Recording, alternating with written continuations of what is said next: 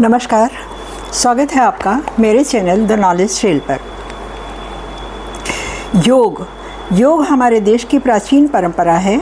सही तरीके से अगर हम योग करें तो इससे तमाम लाभ हमको मिलते हैं। सबसे बड़ा लाभ तो ये होता है कि हमारा मेंटल हेल्थ अच्छी रहती है और हमारी एकाग्रता बढ़ती है, हमको खुशी मिलती है। प्राणायाम पर रिसर्च के द्वारा ये साइंस ने सिद्ध किया है कि जब हम प्राणायाम करते हैं तो हमारे दिमाग में डोपामिन नाम का एक रसायन बनता है जो हमें खुश रखता है, वो हमें खुशी देता है। और प्राणायाम सांसों का संयमन है। जब हमारी सांस छोटी चलती है, शैलो चलती है, तो वो सीने तक ही केवल आती है। सांसों को पेट तक जाना चाहिए और अच्छा हो कि पेट के नीचे नाभि तक जाना चाहिए सांसों को। ये होता है पूरा ऑक्सीजनेशन, हमारी बॉडी का पूरा ऑक्सीजनेशन तब होता है जब हमारी सांस गहरी होती है। और प्राणायाम हमें यही बताता है। इससे बीमारी दूर होती है, स्ट्रेस आता ही नहीं, डिप्रेशन भी ख़त्म हो जाता है। प्राणायाम जब हम शुरू करें तो ध्यान थोड़ा सा ये देना चाहिए कि प्रातः हो। प्रातः हवा शुद्ध रहती है, हम भी स्वस्थ रहते हैं, खुश रहते हैं, क्योंकि रात भर की निद्रा के बाद हम जागते हैं तो हम एकदम स्फूर्ति से भरे हुए होते हैं। हमारी सांसों का आना जाना भी दिन की अपेक्षा सुबह अच्छा रहता है। और जब हम सांसों पर ध्यान देते हैं और इसका ये जो है हमारे प्राचीन विद्या में कहा गया है कि सांसों का ठीक से आना जाना स्वस्थ शरीर का लक्षण है और इससे बीमारी होती ही नहीं है। तो आज हम सांसों का ही प्राणायाम की जिक्र करेंगे जिसका नाम है भस्त्रिका। ये पेट की चर्बी को कम करता है।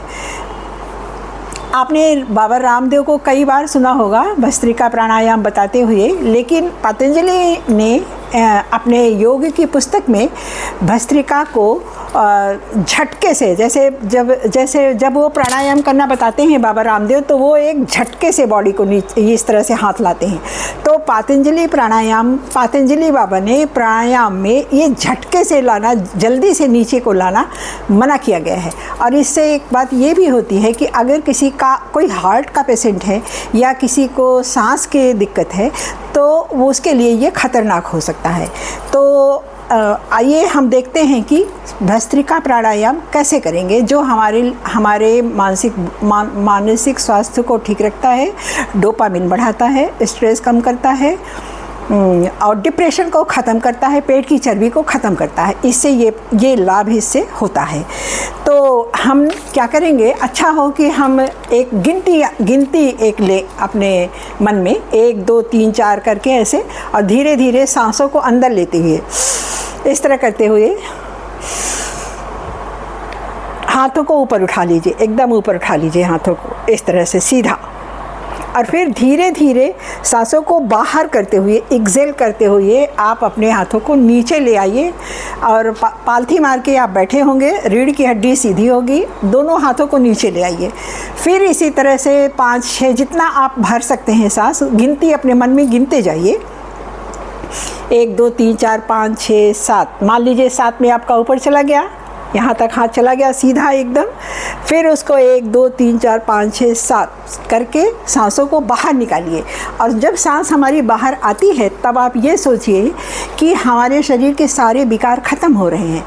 ऐसा क्यों है, क्यों सोचना है इसको? क्योंकि हमारी पृथ्वी का जो वास्तु होता है वो हमेशा कहता है तथास्तु तथास्तु तथास्तु। तो जब हम कहेंगे कि हमारा विकार, शारीरिक विकार जा रहा है, ख़त्म हो रहा है और हम स्वस्थ हो रहे हैं, तो वो तथास्तु हमारा काम करेगा, यही होगा। फिर इस तथास्तु का मतलब यही हो। तो जब हम अपने शारीरिक विकार को निकालेंगे और बोलेंगे तथास्तु, इस तरह के विचार से हमें अपने हाथ नीचे ले आना है। फिर दोनों हाथों को ऐसे रब करके अपने चेहरे पे लगाना है, आँखों पे लगाना है। आप जानते हैं पुराने लोग जो है वो आँखों को इस तरह से सेकते थे, इस तरह से, इससे आँखों को आराम भी मिलता है, तो इससे ये काम भी हो जाता है।